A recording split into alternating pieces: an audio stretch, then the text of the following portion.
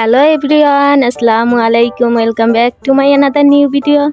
আপনারা সবাই কেমন আছেন? আই হোপ অনেক ভালো আছেন। আলহামদুলিল্লাহ, আল্লাহর অশেষ রহমতে আমরা অনেক ভালো আছি। এই তো সকালেই আজকে ব্লগটা শুরু করে দিলাম। তো ব্লগের সাথে সাথে কিন্তু আজকে একটা রেসিপি শেয়ার করব, আমার খুবই পছন্দের একটা রেসিপি। তো যেহেতু এখন শীতকালীন সবজি পাওয়া যায় সস্তায়, তাছাড়া সবজি বাচ্চারা খেতে চায় না, এই টিপসটা ফলো করে কিন্তু বাচ্চাদেরকে সবজি আপনারা অনেক সবজি খাওয়াতে পারবেন একসাথে।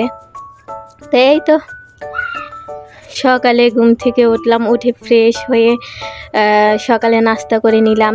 তো রুমটাকে গুছিয়ে নিতেছি, রুমটা গুছিয়ে নিয়ে রান্নাবান্না আর কি করে নেব। তো আগেই আমি রুমটা গুছিয়ে নিতেছি, তারপরে কোটা বাছা করে রান্না করে নেব। তো আমি এখানে অফ ক্যামেরায় আর কি সব কিছু কোটা বাছা করে নিছি, তো শুধু এখন আর কি রান্নাটা করে নেব। তো এখানে আমার ঘরে ঝাড়ু দেওয়া প্রায় শেষ। এই তো আমার এখানে ঘর ঝাড়ু দেওয়া শেষ। তো অফ ক্যামেরায় আমি কুটা বাছা করে নিচ্ছি এবং তরকারিও রান্না করে ফেলছি। তো এখানে আমি একটু পাতাকপি ভাজি করে নিতেছি, মাছের তরকারির সাথে একটু ভাজি ভুজি বা ভর্তা হলে তো আর কোনো কথাই নেই। তো এখানে আমি একটু ভাজি করে নিতেছিলাম, তো ওইয়েরও একটু ভিডিও ক্লিপ নিলাম। তো আমার প্রিয় আপুরা ভাইয়ারা, প্লিজ ভিডিওটা শুরু করার আগে একটা লাইক দিবেন এবং লাইক দিয়ে চেষ্টা করবেন ভিডিওটা ফুল ওয়াচ করতে। তো যেহেতু আপনাদেরকে প্রথমেই আমি বললাম যে আমি আজকে একটা রেসিপি শেয়ার করব, তো আমার রেসিপিতে কি লাগতেছে, এখানে আমি খেসারি ডাল আর মুসুরির ডাল আধা ঘন্টা আগে আর কি ভিজিয়ে রাখছিলাম, ওইটাই আর কি বেটে নিতেছিলাম। তো বাচ্চাদের সবজি খাওয়ানো আমাদের অনেক কষ্ট হয়ে যায়। তো এই টিপসটা যদি ফলো করে বাচ্চাদের অনায়াসে আপনি অনেক সবজি একসাথে খাওয়াতে পারবেন, আর ওরা বুঝতেই পারবে না যে এটা সবজি নাকি পকোড়া, আর ওরা অনেক মজা করে খাবে। তো এখানে আমি কি নিছি, আমি অনেকগুলো কিন্তু সবজি নিছি। ওর মধ্যে বেগুন, পাতাকপি, তারপরে আমার আর কি বাসায় যা যা সবজি ছিল ওই সবজিগুলো দিয়ে আজকে আর কি পকোড়াটা বানাবো। তো ভাবলাম যে আমার ছোট্ট একটা ফ্যামিলি আছে, তো ওই ফ্যামিলির সাথে শেয়ার করি আর কি করি, তাদেরও উপকারে আসতে পারে।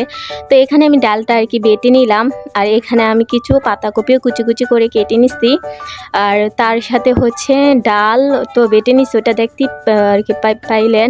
তো এখানে আমি কিছু পেঁয়াজ আর কাঁচামরিচ আর কি কুচি করে নিচ্ছি। কাঁচামরিচের আর কি পরিমাণটা একটু কমই দিবেন, যেহেতু এটা বাচ্চারা খাবে, আর বড়রা খালে বেশি করে দিতে পারেন, সমস্যা নাই। আর এখানে আমি একটা আলু কুচি কুচি করে কেটে দিচ্ছি আর কি আরও বেশি সুস্বাদু করার জন্য, আর বেগুন, আর এগুলো দিয়ে এখন আমি সবাইকে মিক্স করে নেব, ভালোভাবে মেখে নেব।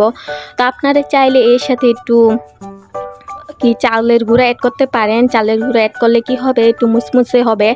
তো আমি এখানে একটু মশলা অ্যাড করব, এখানে একটু লবণ আর হলুদ, কালারের জন্য একটু হলুদ অ্যাড করে দেবো, আর জিরা ফাঁকি আর একটু ধনিয়া ফাঁকি অ্যাড করে দেবো।